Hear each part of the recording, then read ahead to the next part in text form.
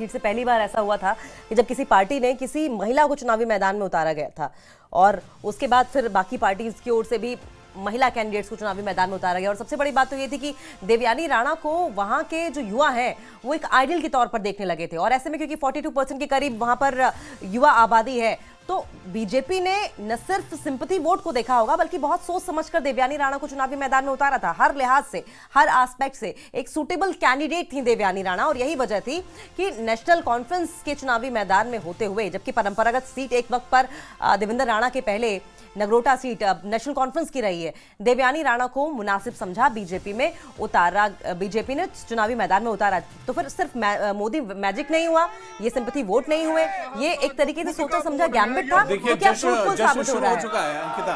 नगरोटा में बीजेपी जो कारकुनों ने जश्न शुरू कर दिया है, पटाखे फोड़े जा रहे हैं और किस तरह से जश्न मनाया जा रहा है, नारेबाजी की जा रही है। और यहाँ पर आप देखिए कि जश्न मनाया जा रहा है बीजेपी की तरफ से। नगरोटा में बीजेपी उम्मीदवार देवयानी राणा ने बड़ी जीत हासिल की है और अब जीत के बाद जश्न का दौर भी शुरू हो गया है। हालांकि अब सवाल अभी भी वही बना हुआ है कि नगरोटा की सीट तो क्लियर हो गई है, लेकिन बड़गांव में संग्राम कौन जीतेगा। अभी नगरोटा को, ये देखिए दो तस्वीरें आप टीवी स्क्रीन पर आप देख रहे हैं, फूल मालाओं के साथ देवयानी राणा का स्वागत किया जा रहा है। ये हालांकि पहले की तस्वीरें हैं, लेकिन दो तस्वीरें, दूसरी पहली तस्वीर आप देख रहे हैं जश्न की तस्वीरें हैं, वहीं दूसरी तस्वीर में आप देखें किस तरीके से देवयानी राणा जब अपनी कॉन्स्टिट्यूंसी में पहुंच रही थी तो उनका फूल मालाओं के साथ चुन्नी उड़ाकर, बुके देकर स्वागत किया गया था, पुष्प अर्पित किए गए थे, पुंज दिया गया था। समीर हमारे साथ सहयोगी जुड़ गए हैं। समीर, माना भी यही जा रहा था कि 12 बजे के पहले पहले कम से कम दोनों सीटों पर पिक्चर क्लियर हो जाएगी, लेकिन इस वक्त नगरोटा सीट तो क्लियर होती दिखाई दे रही है। सीधे तौर पर लैंडस्लाइड विक्ट्री कहा जाए तो गलत नहीं होगा देवयानी राणा की। ये बिल्कुल एक्सपेक्टेड था और एक्सपेक्टेशन से ज्यादा वो लीड ले रही है। बहुत ज्यादा जुबिलेशन है, बहुत ज्यादा सेलिब्रेशन है काउंटिंग सेंटर के सामने, लेकिन कुछ उनके जो लोग हैं, उनके जो सपोर्टर्स हैं, वो ऑलरेडी यहाँ पे बहुत खुश दिखाई दे रहे हैं। क्या कहेंगे, क्या नाम है आपका? मेरा नाम संदीप शर्मा है और हम भारतीय जनता पार्टी के कार्यकर्ता हैं। हम ये कहना चाहते हैं कि भारतीय जनता पार्टी प्रचंड बहुमत से नगरोटा जीत चुकी है। आपको उम्मीद थी इतनी जबरदस्त? हमें उम्मीद थी, तभी हम सुबह से जो चुनियाँ डाल के आए हुए हैं, हमें पता था हम जीत रहे हैं, तभी तो आपने वहां पे उनके साथ काम कैंपेनिंग किया। आप नगरोटा से ही हैं। क्या फैक्टर रहे कि उन्होंने इतनी बड़ी? देखो, देवेंद्र सिंह राणा जी की डेथ के बाद देवयानी राणा जी लगातार 11 महीने तक लोगों के बीच में डटी रही। जैसे पीछे बाढ़ें आई, देवयानी राणा जी का एक फोटो शायद आपने भी देखा होगा, वायरल हुआ, पूरे कीचड़ में लथपथ थी। जब भी वो ऑपरेशन सिंदूर हुआ, लोगों को खाने की जहाँ कोई काम की सुविधा थी वो उन्होंने लगभग 11 महीने से वो एक भी दिन घर पे नहीं बैठी हैं। नगरोटा की जनता के बीच में ही देवेंद्र सिंह राणा जी ने कहा था कि नगरोटा मेरा परिवार है, वो देवयानी राणा जी ने एक्सेप्ट किया। आज जो नगरोटा की जनता ने भी एक्सेप्ट कर दिया, ये बता दिया कि सच में नगरोटा जो है वो देवयानी राणा और देवेंद्र सिंह राणा जी का परिवार है, था और रहेगा। आपका नाम सर? मेरा नाम तेजपाल सिंह है।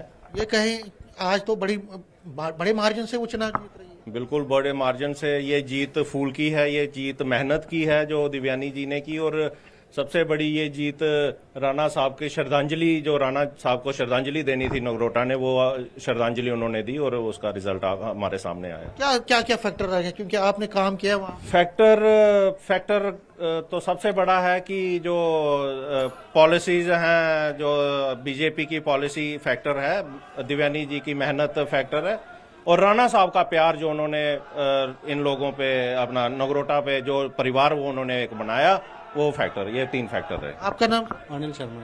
क्या कहेंगे, आज तो जीत का जश्न में डूब गए? जी जी जी जी बिल्कुल। ये सब क्या उम्मीदें हैं अब उनसे? आपको चुनाव जीत गई है, क्या उम्मीदें यही कि वो सभी का काम करेंगी जो लोगों की डिमांड्स थी, और राणा साहब के नक्शे कदम पर चल रही हैं। वो 11 महीने से मेहनत कर रही हैं और जो फ्लड आए थे वो मैडम बिल्कुल उन लोगों के साथ साथ चली और लोगों से कंधा मिलाकर चली, गरीब लोगों को देखा उन्होंने। तो हमें लग रहा है कि देवयानी मैडम है जो राणा साहब से ही बढ़ चढ़ कर काम करेंगे, लोगों के उम्मीदों पे। उम्मीदें बहुत ज्यादा हैं और जिस तरह से हम कह रहे हैं कि प्रॉमिस भी उन्होंने बहुत किए।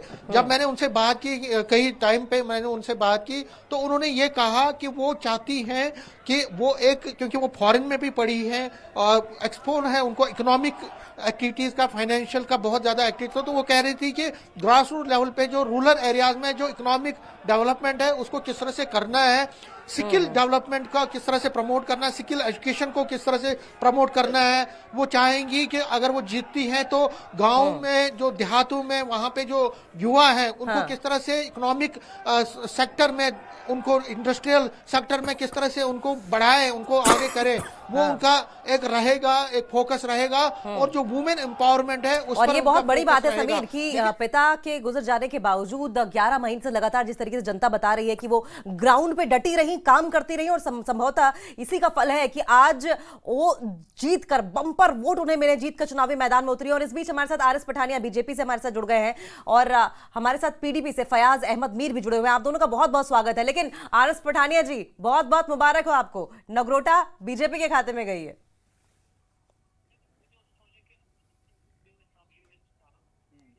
पठानिया जी का कनेक्शन हमसे बन नहीं पा रहा है, पठानिया जी के पास बाद में लौटेंगे, लेकिन हम सीधा रुक कर लेंगे। हमारे साथ फयाज अहमद मीर जी भी जुड़े हुए हैं। और अब मुझे लगता है कि जब पीडीपी का जिक्र हो रहा है तो बडगाम सीट का जिक्र करना बहुत जरूरी हो जाता है। जी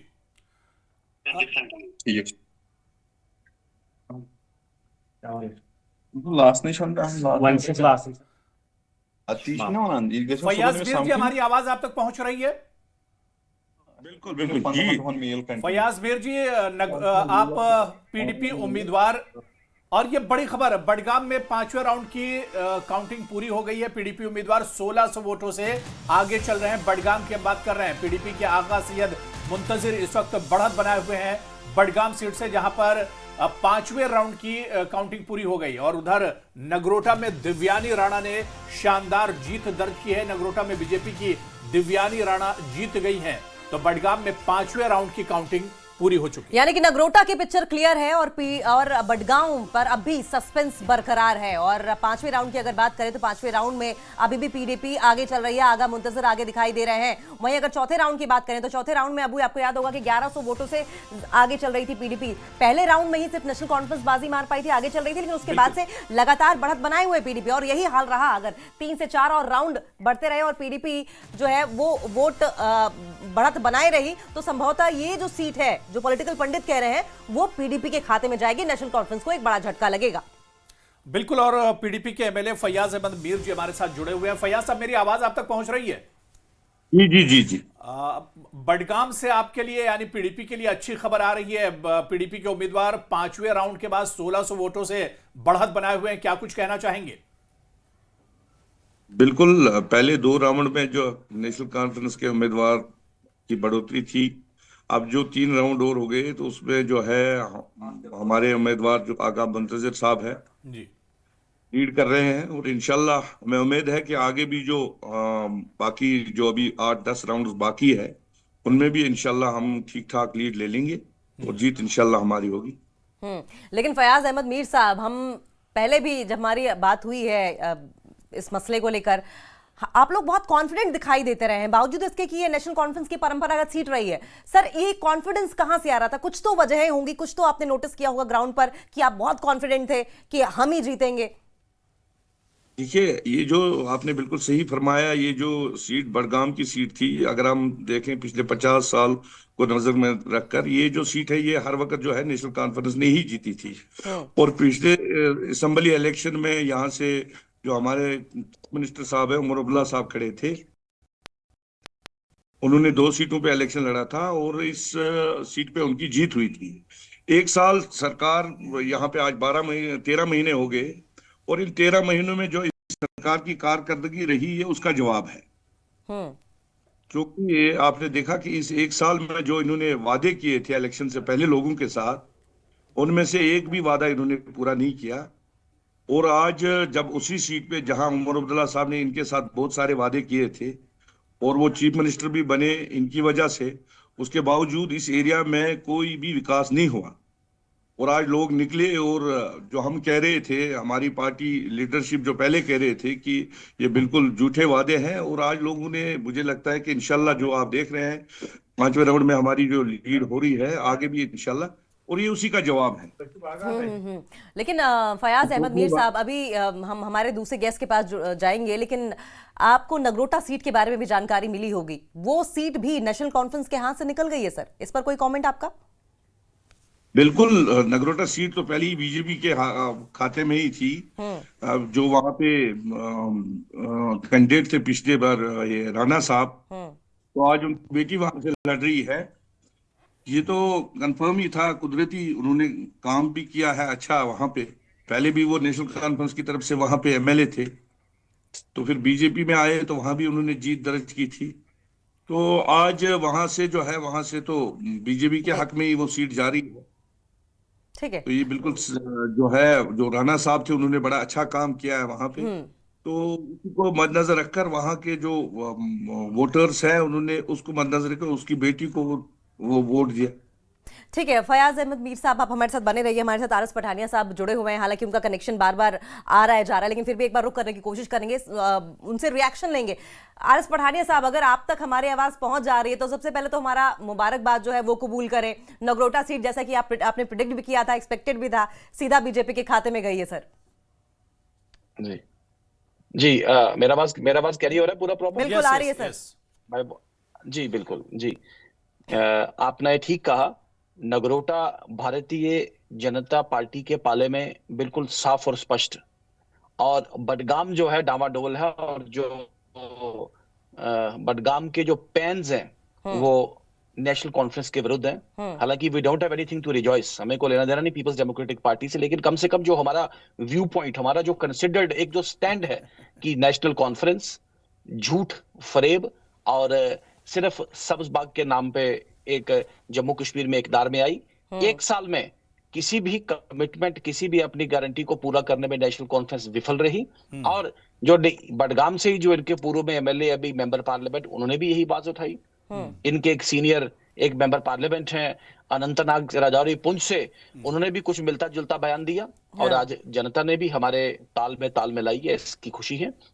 नगरोटा नकारात्मक नेगेटिव ताकतों की हार हुई है, नकारात्मक नेगेटिव ताकतें को बाहर का रास्ता दिखाया नगरोटा की जनता ने। नगरोटा ने फिर साबित किया कि नगरोटा भारतीय जनता पार्टी के साथ है, और हमारे बहुत ही वरिष्ठ आरएस नेता पठानिया जी, देवेंद्र आप सिंह कह राणा रहे थे जी, कि पीडीपी के साथ हमारा कोई लेना देना नहीं, बल्कि इस चुनाव के बीच में कई बार सीएम उमर अब्दुल्ला सीधे सीधे ये इल्जाम लगा चुके हैं कि नगरोटा से पीडीपी उतरी नहीं और पीडीपी बीजेपी का सपोर्ट कर रही है, और इससे पहले भी पीडीपी और बीजेपी सरकार में रह चुकी है जम्मू कश्मीर में, और आप कह रहे हैं कि पीडीपी से हमारा कोई लेना देना नहीं है।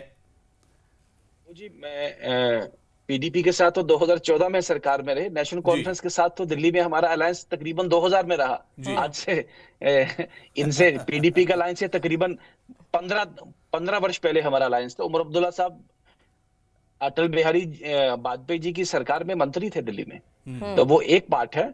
हम इन दोनों पॉलिटिकल पार्टीज का जो व्यू पॉइंट है उसके सिरे से उसके धुर विरोधी हैं, और नेशनल